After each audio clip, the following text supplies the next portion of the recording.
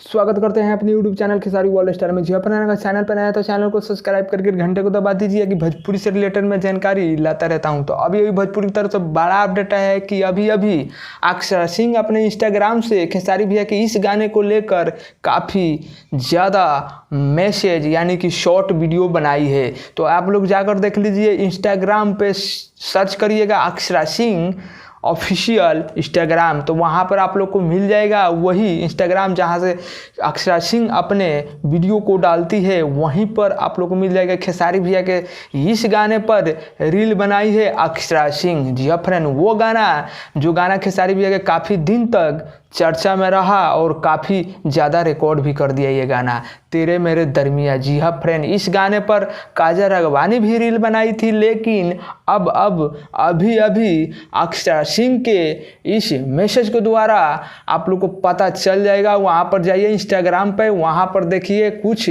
ऐसा मैसेज की है अक्षरा सिंह खेसारी भैया के गाने को लेकर, यानी खेसारी भैया को बधाई दी है इस गाने को लेकर कि यह गाना आपका बहुत अच्छा है और ये गाना मेरे फैंस भी सुनते हैं और ज़्यादा से ज़्यादा इस गाने को प्रशंसा की है अक्षरा सिंह, यानी खेसारी भैया को इस गाने को शेयर कर रही है कि गाना आप लोग सुने, बहुत गाना अच्छा है।